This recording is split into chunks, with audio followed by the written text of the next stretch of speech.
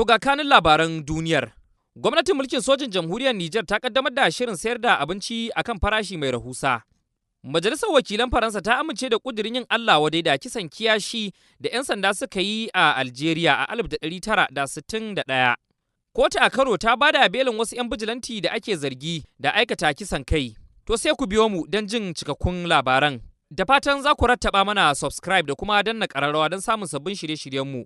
Gwamnatin mulkin sojan jamhuriyar Nijar ta kaddamar da shirin sayar da abinci a farashi mai rahusa ga 'yan ƙasar domin dai a rage wa jama'ar ƙasar raɗaɗin tsadar rayuwa da suke fama da ita a wannan lokaci.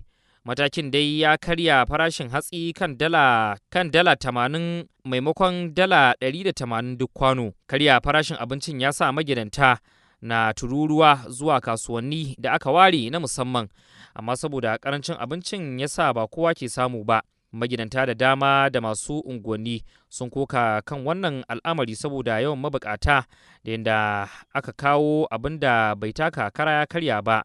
Jamhuriyar Nijar ta fara fuskantar matsin tattalin arziki tun bayan da aka yi juyin mulki aka kuma hambar da gwamnatin shugaba Bazoum Muhammad, abin da ya sa aka labta mata takunkumai waɗanda suka kai ga jefa ƙasar cikin matsin rayuwa da kuma zabtare kasafin kuɗi da gwamnati ta yi.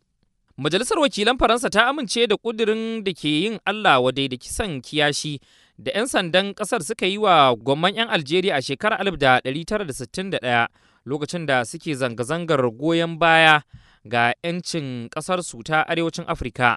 A shekarun baya-bayan nan Faransa ta yi yunƙurin ganin ta getta al'amuranta da Algeria dangane da jerin cin zarafi da suka faru a lokacin mulkin mallaka da ta yi wa ƙasar ta arewacin Afirka. Sai dai duk da haka an gaza kai ga jituwa tsakanin ɓangarorin biyu. Ɗaruruwan 'yan Algeria da ke zanga-zangar goyon bayan 'yancin kan ƙasar a shekarar 1961 su suka rasa rayukansu bayan da 'yan sandan Paris suka buɗe musu wuta a wani yanayi da aka bayyana da kisan kiyashi, lamarin da tun a shekarar 2021 shugaba Emmanuel Macron ya amsa laifin ƙasarsa tare da neman afuwar Algeria game da abin da ya faru. Daftarin ƙudurin wanda jam'iyyar Greens ƙarƙashin jagorancin Sabrina Sabaihi ta gabatar gaban majalisar ya samu goyon bayan 'yan majalisa 67, wasu kuma 11 suka ƙalubalance shi. Jami'an 'yan sanda a tsibirin Unguja da ke tsibirin Zanzibar sun kama wasu gandaye 12 da ake zargi da cin abincin rana a bainar jama'a yayin azumin watan Ramadana. A cewar muƙaddashin kwamandan 'yan sandan yankin Yamma Abubakar Ali, matakin ya biyo bayan wani faifan bidiyo da ya nuna yadda wasu ke cin abinci a bainar jama'a da rana. Kwamandan ya ce bayan binciken sun yi nasarar kama gandaye daga sassa daban-daban na birnin. Jami'in ya ƙara da cewa 'yan sanda na ci gaba da kammala bincike domin gurfanar da waɗanda ake zargi da ƙin yin azumi a gaban kotu. Yanzu haka dai mutanen suna tsare a ofishin 'yan sanda da ke Madema.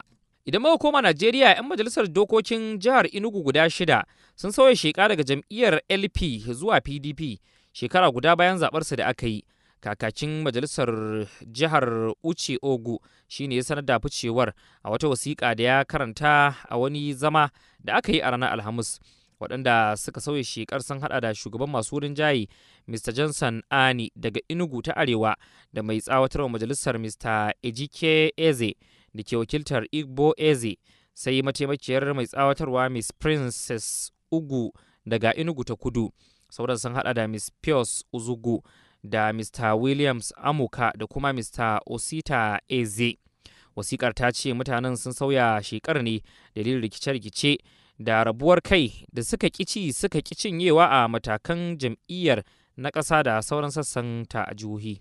A jihar Kano, kotu ta ba da belin wasu 'yan bijilanti na unguwar Kofar na Isa da ake zargi da aikata kisan kai. Kotun Majistare mai lamba 25 da ke zamanta a unguwar Norman's Land karkashin jagorancin mai shari'a Hajiya Halima Wali ta ba da wannan beli. Waɗanda ake zargi sun hada da shugaban 'yan bijilantin na unguwar Kofar na Isa Abdullahi Ismail da mai taimaka masa Baffa Muhammad. An kuma zarge su da hallaka wani matashi mai suna Abba Dan Snake. Matashin da an neme sa an rasa tsawon watanni 6 kafin daga bisani aka samu gawarsa a wani kududdufi da ke unguwar ta Kofar na Isa a karamar hukumar Gwale. Da fatan za ku rattaba mana subscribe da kuma danna ƙararrawa don samun sabbin shirye-shiryenmu.